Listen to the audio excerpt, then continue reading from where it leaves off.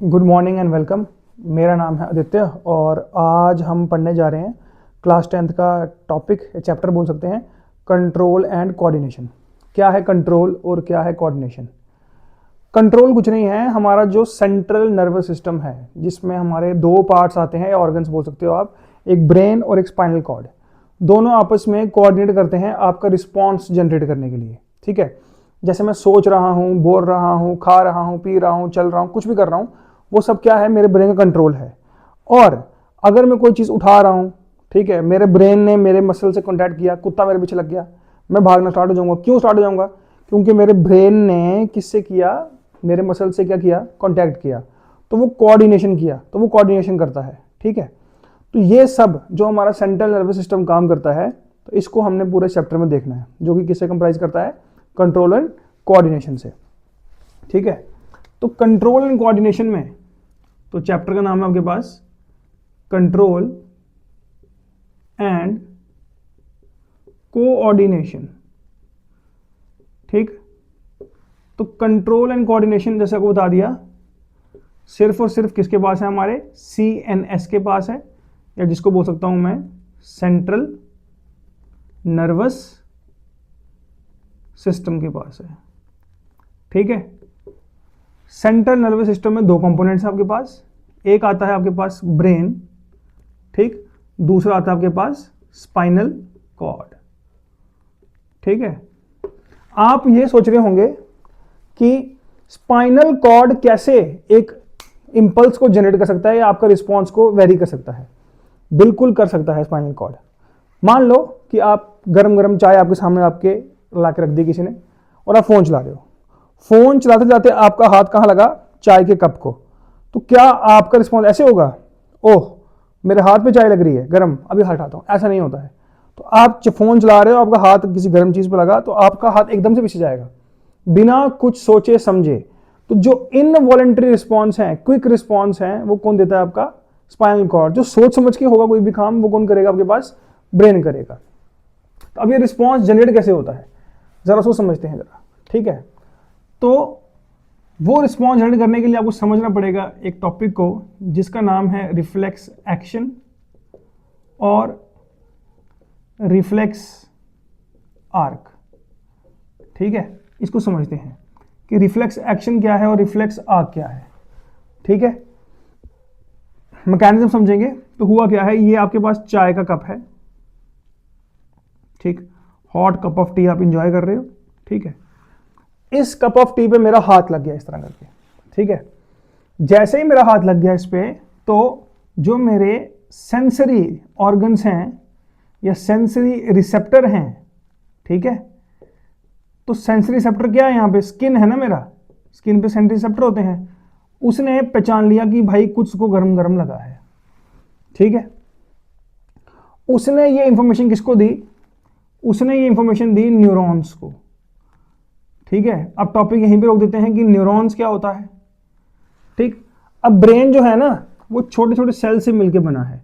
तो ब्रेन का जो यूनिट सेल है, कि ब्रेन जो सबसे छोटे पार्ट से बना है, उस यूनिट सेल को हम क्या बोल देते हैं, न्यूरॉन बोल देते हैं। हर एक ब्रेन एक ऑर्गन है, ऑर्गन किससे बनता है, सेल से। हर एक ऑर्गन जो किसी न किसी सेल से बनेगा ही बनेगा। जैसे एग्जांपल लेते हैं, अभी एग्जांपल से लेते हैं, ऑर्गन्स की एग्जांपल ले लेते हैं। जैसे ब्रेन की बात करते हैं, इसका कौन होता है, न्यूरॉन।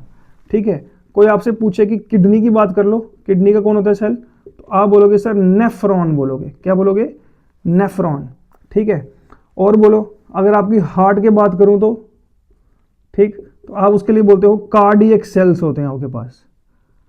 ठीक, उसके बाद अगर मैं बोन्स के लिए बोलूं तो बोन्स के लिए आप बोलोगे सर हमारे पास ऑस्टियोब्लास्ट होता है आपके पास। ठीक है, इस तरह तो अलग अलग नाम दिए गए हैं, नेफ्रॉन, न्यूरॉन। ठीक है, तो ये सब होता है। अब टॉपिक्स पर रहते हैं। तो न्यूरॉन्स तक इंफॉर्मेशन पहुंच चुकी है आपके पास।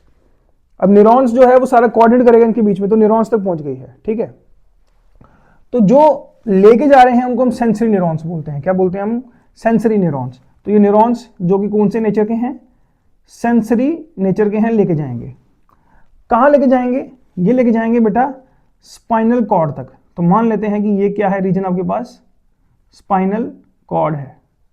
स्पाइनल कॉर्ड जो है वो इमीडिएट रिस्पॉन्स करेगा, क्योंकि इसमें हमारा इमीडिएट रिस्पॉन्स पर जरूरत है। तो इसने सारी इंफॉर्मेशन किसको दी जाके, स्पाइनल कॉर्ड को जाके दे दी इंफॉर्मेशन। स्पाइनल कॉर्ड में अब ये इंफॉर्मेशन रिले होगी, मतलब उसको सेंस किया जाएगा कि ये रिस्पॉन्स तेज देने वाला है या स्लो देने वाला है। अगर स्लो देने वाला होगा तो ब्रेन के पास भेज देंगे उसको, अगर तेज देने वाला होगा तो इस इंफॉर्मेशन को रिले किया जाएगा। तो वहां पे जो काम करने वाला है वो कौन है, रिले न्यूरॉन्स है। तो रिले न्यूरॉन्स इस इंफॉर्मेशन को क्या करेंगे, सेंस करेंगे और बोलेंगे कि हाँ इसका जवाब देना चाहिए हमको। तो वो ये रिले न्यूरॉन्स, ठीक है, फिर किसको भेजेंगे, मोटर न्यूरॉन्स, एक सेंसरी होते हैं एक मोटर होते हैं, ठीक है, तो इफेक्टर बोल लो उसको आप, तो इफेक्टर को भेजेंगे आपके पास, इफेक्टर न्यूरॉन्स को। इफेक्टर न्यूरॉन्स सारी इंफॉर्मेशन आगे किसको देगा, आपके हैंड को, या जो हाथ के जो मसल्स हैं, किसके, हैंड के जो मसल्स हैं उसको दे देगा। और यहां से आपका क्या होगा, जो हैंड है आपका वो रिमूव हो जाएगा, ठीक है।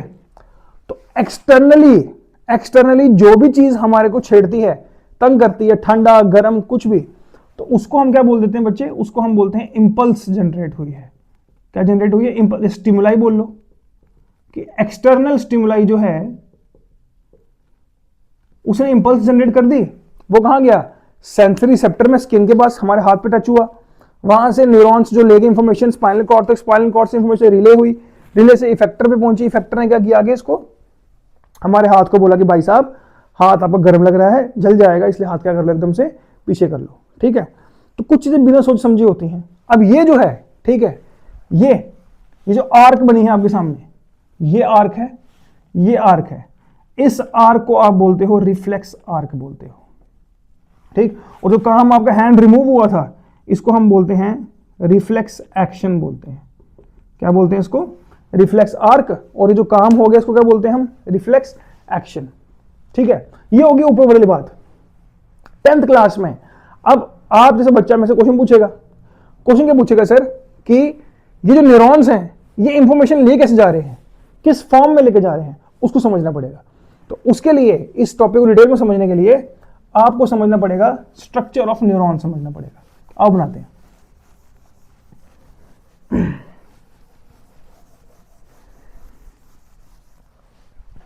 ठीक है, तो हम समझेंगे अब क्या, आपने समझना है अब स्ट्रक्चर ऑफ न्यूरॉन, क्योंकि इसके बिना तो कोई बात हो ही नहीं सकती इस चैप्टर में। तो आओ न्यूरॉन का स्ट्रक्चर बनाते हैं, ठीक है।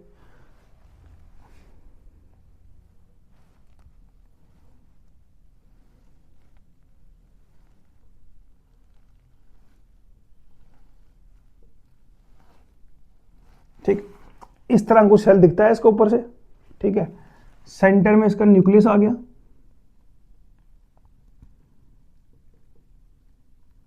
डार्क शेड, डार्क स्टेन होती है इसमें, ठीक। यहां से ये रूट्स टाइप जो निकल रहे हैं ये डेंड्राइट्स होते हैं। फिर ये लंबा सा इसकी सेल बॉडी आ गई, ठीक, आगे जाके खत्म हो गए।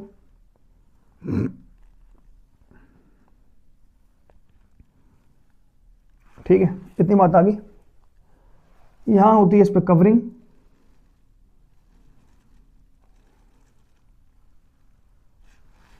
सिमिलरली यहां भी,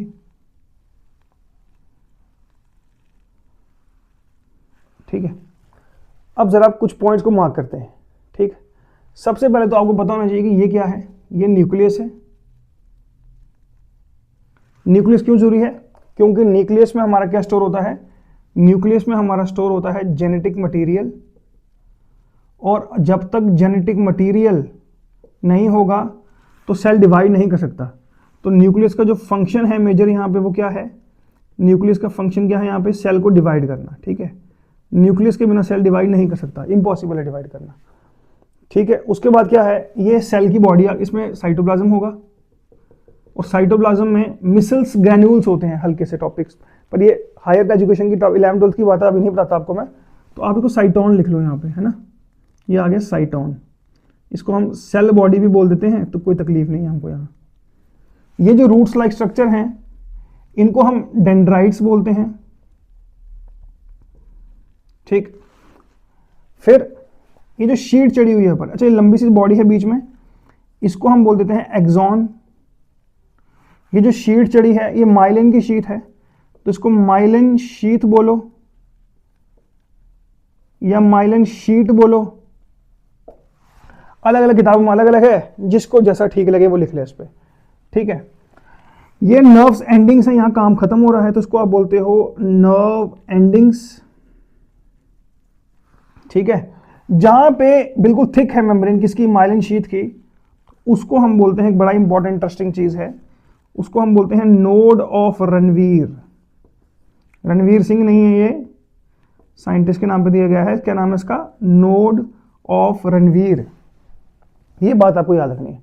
तो मोटा मोटा स्ट्रक्चर जो है वो न्यूरॉन का यही है जो आपको समझना है, ठीक है।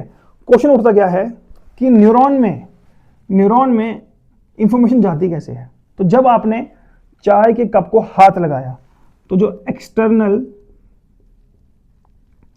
स्टिमुलस था, ठीक है, उसने एक इलेक्ट्रिक इंपल्स को जनरेट किया, इलेक्ट्रिक इंपल्स को जनरेट किया। इलेक्ट्रिक इंपल्स दो केमिस्ट्री के इंपॉर्टेंट एलिमेंट्स के थ्रू घूमता है, एक घूमता है वो सोडियम और एक घूमता है वो पोटाशियम के थ्रू। सोडियम पोटाशियम में क्यों, सोडियम कैल्शियम क्यों नहीं, क्योंकि सोडियम और पोटाशियम का चार्ज बराबर होता है, तो Na का चार्ज होता है प्लस, पोटाशियम का चार्ज होता है K प्लस, तो यहां बीच में सोडियम पोटाशियम के पंप होते हैं। तो सोडियम पोटाशियम पंप के थ्रू जो इंफॉर्मेशन है वो इलेक्ट्रिसिटी की फॉर्म में क्या जाती है, रैली हो जाती है आगे की तरफ, ठीक है। तो इंफॉर्मेशन पकड़ी किसने, डेंड्राइट्स ने, यहां से होती हुई कहां तक आ गई, नर्व एंडिंग तक आ गई।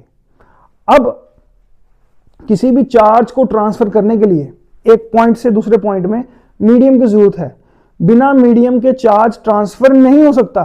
तो ऐसा क्या है इस दोनों न्यूरॉन्स के बीच में जो कि हमारे इस इंफॉर्मेशन को ट्रांसफर कर रहा है, तो यहां समझते हैं। तो मान लो कि ये न्यूरॉन 1 है, ये इसका एंडिंग है, और ये आपका न्यूरॉन 2 है। न्यूरॉन 1 और न्यूरॉन 2 के बीच में जो खाली स्पेस है इसको हम बोलते हैं साइनैप्स, ठीक, क्या है, स्पेस बिटवीन टू न्यूरॉन्स। इस स्पेस में एक सब्सटेंस होता है जिसको बोलते हैं न्यूरो ट्रांसमीटर सब्सटेंस। उस न्यूरो ट्रांसमीटर सब्सटेंस की एग्जांपल ले लेते हैं, हमारी बॉडी में जो होता है उसको बोलते हैं एसिटाइल कोएंजाइम ए। ये फ्लूइड होता है जो कि इसको कैरी करता है आगे की तरफ, ठीक है, किसके थ्रू, कंसंट्रेशन ग्रेडियंट के थ्रू कैरी करता है। ये याद रखना, एमसीक्यू आ जाता है कभी कभी बड़ी बार, और फिर इंफॉर्मेशन आगे ट्रांसफर हो जाती है, ठीक है। लेक्चर लंबा ना हो जाए इसलिए हम लेक्चर 2 रिकॉर्ड करेंगे इसका आगे, और देखेंगे कि ब्रेन किस तरह आगे आपका काम करता है। Thank you.